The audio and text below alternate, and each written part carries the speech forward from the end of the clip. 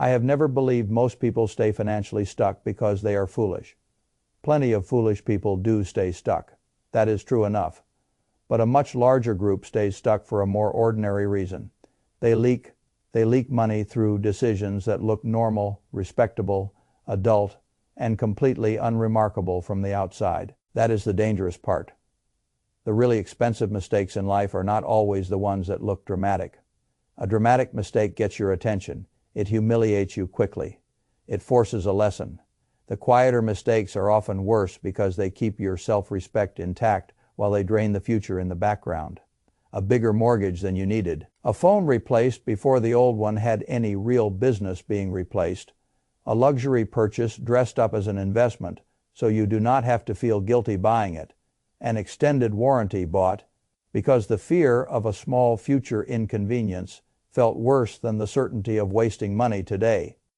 A wedding budget that quietly turned love into debt. Streaming subscriptions that looked harmless one by one and became a yearly tax on distraction when collected together. Cheap purchases that were never cheap because you bought the bad version, then the replacement, then the storage burden of both. This is how a great many people live, not with one catastrophic error. With 100 little financial leaks that the culture told them not to question. That is what I want to question. I learned a long time ago that one of the most profitable habits in life is to become suspicious of anything society calls normal, when that normal thing keeps ordinary people permanently tight on cash. Normal is not always wise. Normal is often just common, and common behavior usually leads to common outcomes.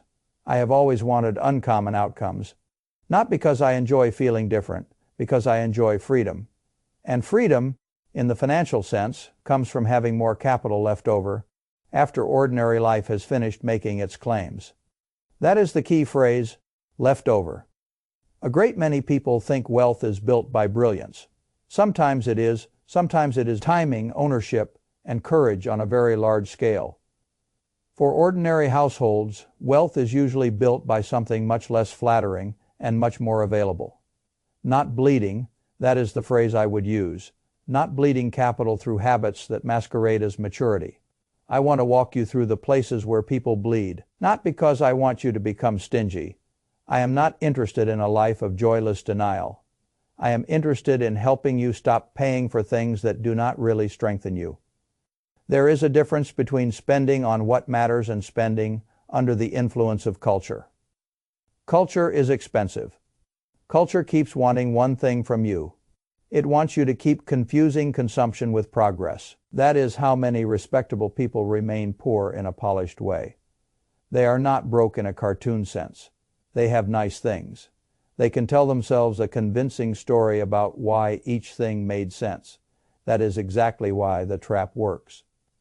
So let me begin where many money leaks begin, with the cheap purchase. This is one of those topics where people love a simple slogan because the slogan sounds wise. Buy cheap, buy twice. Fine, there is truth there. But what interests me more is what happens after the cheap item disappoints you. Most people do not simply admit the purchase was weak and move on clearly. They keep it, they put it in a drawer, they put it in a closet, they leave it in the garage. They tell themselves they may use it someday, repair it someday, return to it someday, or extract some final value from it someday. That someday never comes. Now the money is gone, the object is useless, the replacement must still be bought, and the original item remains behind as clutter and accusation. This is not really a shopping problem. It is a psychological one. People hate realizing they paid for the wrong thing.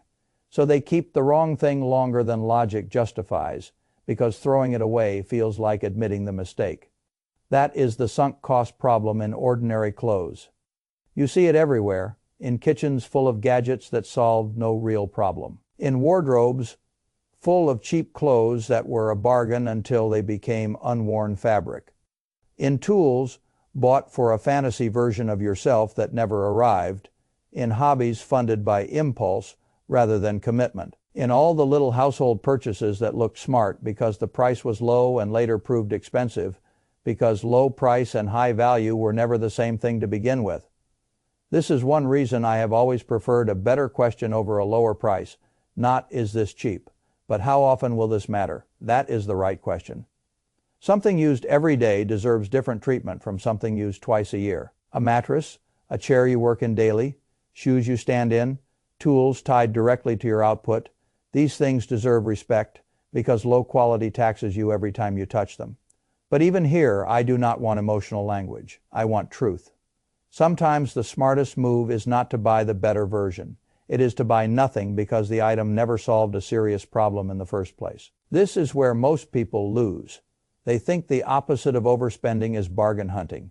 No, the opposite of overspending is honest need. Need is quiet. Impulse is loud. The cheap purchase often wins because it flatters both emotions at once.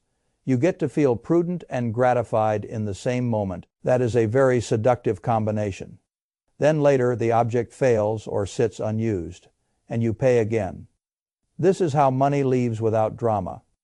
Now let us move to the bigger leak. The bigger home. I am not against owning a home. I am not against comfort. I am not against giving a family room to breathe. I am against letting a bank's willingness to lend define your idea of what you need. That is one of the most dangerous habits in middle-class financial life. A lender tells you what you qualify for, and suddenly qualification starts pretending to be permission. That is a mistake. Banks are not telling you what will create the strongest life. They are telling you what they are willing to finance under current assumptions. Those are not the same thing. Suppose you wanted a $500,000 house and planned to put down $50,000. Very simple, you need to borrow $450,000. Now suppose the lender says you can borrow $550,000 or even more. The public hears that and feels upgraded by the number. A bigger house, a better school district, one extra bedroom, a more flattering neighborhood, a slightly more successful identity, and because the monthly payment difference does not always look violent at first glance, the mind begins constructing a moral defense. It is only a little more. The family may grow. We should think ahead. This is what people do. They call it planning. Often it is just upgrading with nicer language. The true cost is not the monthly payment. The true cost is the total life the decision creates. A bigger mortgage means more interest across decades, more taxes, more insurance, more heating and cooling, more maintenance, more repairs, more furniture to make the larger space feel appropriately lived in, more psychological pressure to keep earning at the level required to carry the place. This is the part people keep underestimating. A bigger house does not simply cost more once. It creates a larger fixed cost ecosystem around your life. That ecosystem then becomes normal. Once it becomes normal, your flexibility shrinks. Now the next career move must fit the mortgage. The next risk must fit the mortgage. The next city must fit the mortgage. The next bad year must fit the mortgage. That is a lot of power to hand to square footage. People love to talk about dream homes, as though dreams are measured in bedrooms. I have never found that especially persuasive. A home can bring peace. It can also trap a family in a cost structure that quietly starves every other wealth. Building effort, one of the most underrated sentences in finance, is this one. The house you buy decides what else you will not own. That sentence deserves respect, because the mortgage payment is not just a payment. It is a claim against all the future investments you might have made, the reserves you might have built, the risks you might have been able to take, and the calm you might have otherwise preserved. The biggest mistake ordinary people make here is not buying a home. It is buying tomorrow's home with today's balance sheet, because the lender said yes. Lenders do not live your life. They are not there on the anxious nights when rates change, income changes, children arrive, one spouse wants to slow down, or life simply becomes more complicated than the mortgage application assumed. This is why I would rather see a family stay smaller longer than buy prestige they have to feed for 30 years. Staying smaller leaves room in a budget, room in the mind, room in the future. That room compounds. Now let us talk about another leak that hides inside convenience and status, the phone upgrade. This is one of the most elegant little traps modern life ever produced, because it combines technology envy, monthly payment psychology, and identity all in one neat product. A person does not think, I am spending thousands on a decade of unnecessary hardware upgrades. He thinks, it is only 40-something a month. That sentence has ruined many good budgets, only 40-something a month. The monthly framing is one of the culture's favorite magic tricks. It takes a large lifetime leak and makes it feel like a tiny recurring detail. Then the detail repeats for years. The public is told new phones are normal. Not every year perhaps, but every year or two is presented as perfectly reasonable. The old phone slows a little. The camera is better now. The battery is less sharp. The trade-in offer sounds clever. The contract is rewritten. Another cycle begins. What interests me is not whether a new phone can be justified sometimes. Of course my interest is how often people replace perfectly usable devices, because the market trained them to experience mild inconvenience as evidence of obsolescence. That is a very expensive reflex. If a phone still works, still performs the core functions required, and the main complaint is that it is no longer exciting, then what is actually being bought is not utility. It is novelty is one of the most overpriced products in the world. And because phones are wrapped in contracts, upgrades, trade-ins, and plan structures, the buyer often never feels the real cost clearly. Over 10 years, the unnecessary upgrades become a real number, a number that could have been deployed into assets, reserves, debt reduction, or anything else that strengthens rather than merely entertains. This is the deeper lesson. The market wants your boredom. The moment you get used to something, it starts teaching you that getting used to it is evidence you should replace it. That logic does not stop at phones. It appears in fashion, cars, furniture, technology, entire lifestyles. And the person who cannot resist it remains permanently easy to monetize because normal function never satisfies him for very long. A very strong financial life requires a higher boredom tolerance than most people are taught to cultivate. Now let us move to diamonds, because here you see culture doing something almost magnificent in its boldness. It takes an arbitrary spending norm, wraps it in romance, repeats it long enough, and then convinces people it is tradition. That is one of the oldest tricks in commerce. The public thinks it is expressing love. Sometimes it is just obeying an advertising campaign that outlived the memory of who created it. I have no objection to beauty. I have no objection to symbolism. I have no objection to an engagement ring if it truly matters to the couple and is chosen in a way they understand. I object to unconscious spending driven by mythology somebody else sold to you. That is very different. If a person spends heavily on a diamond because he studied the alternatives, understands the markup, values the symbolism, and chooses it clearly, then fine. That is an adult decision. But most people do not do that. They inherit the rule first. 1 month's salary, 2 months' salary, some version of what the world says the object should cost if the feeling is sincere enough. This is madness disguised as romance. It is also a beautiful example of how much money leaves households when status and love get mixed with commercial suggestion. The markups on jewelry can be enormous. The resale reality is often deeply disappointing. The alternatives, whether second-hand, vintage, independently made, or lab-grown, are often better than the original buyer was taught to assume.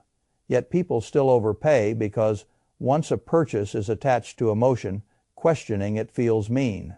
That is why industries love emotional categories.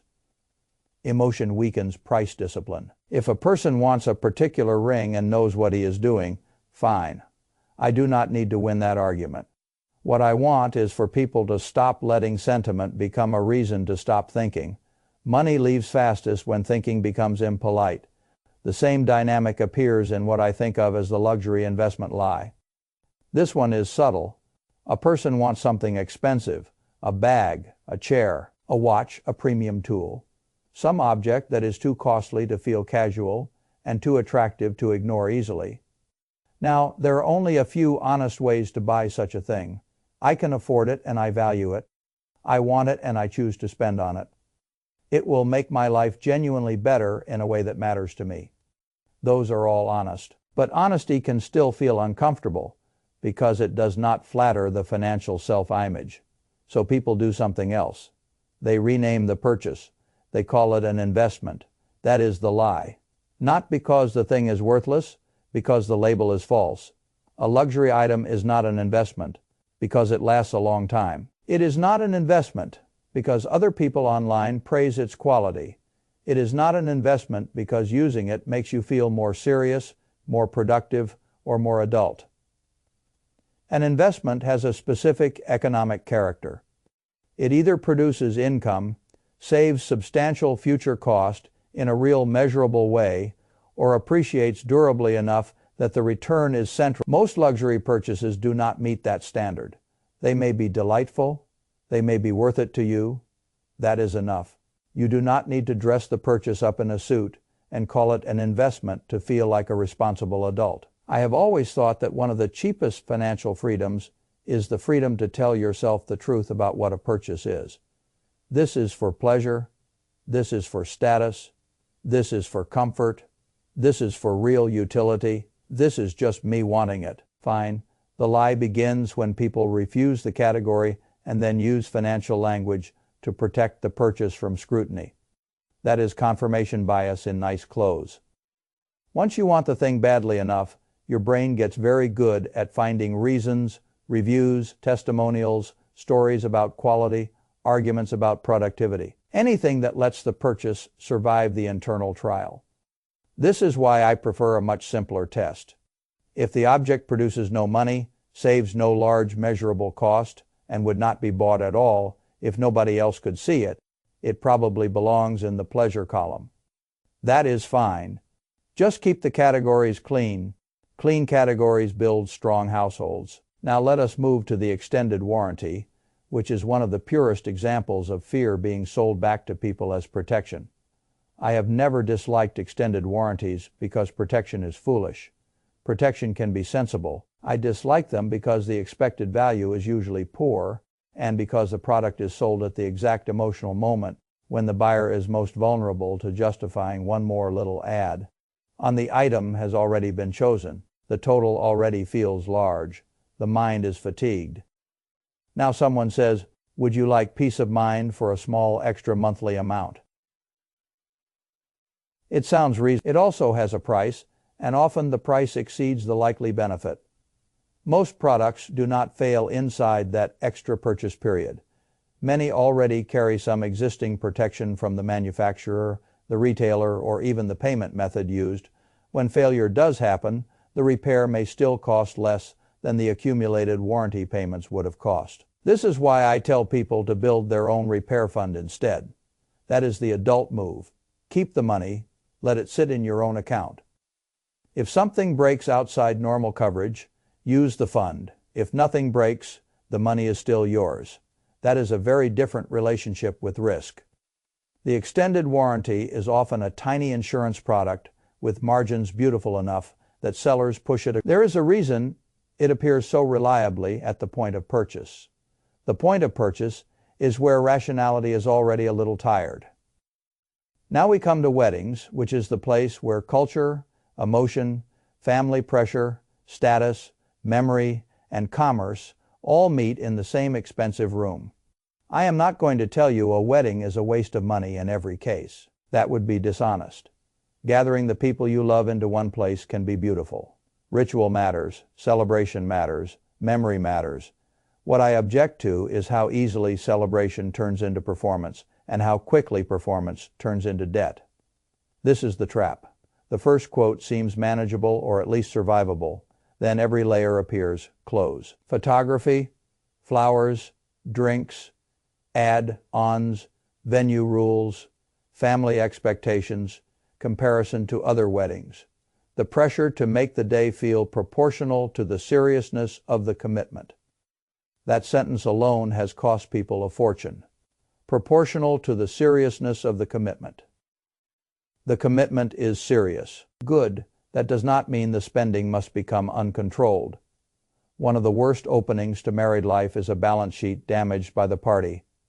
Nothing says adulthood quite like borrowing to impress relatives who are not the ones making the payments later. That is not romance.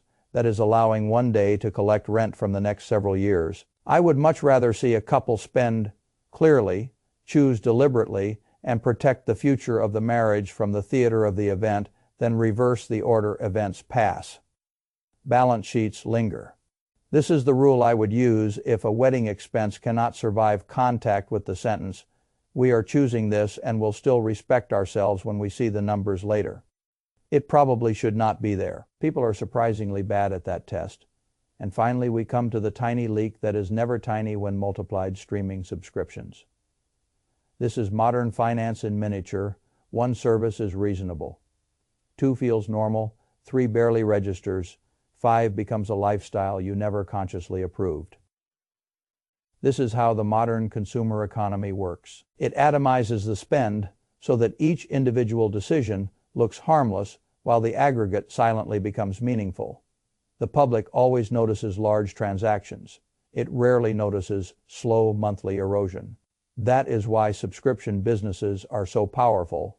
They rely on inattention. They monetize the gap between what people believe they use and what they actually use. I do not oppose entertainment spending.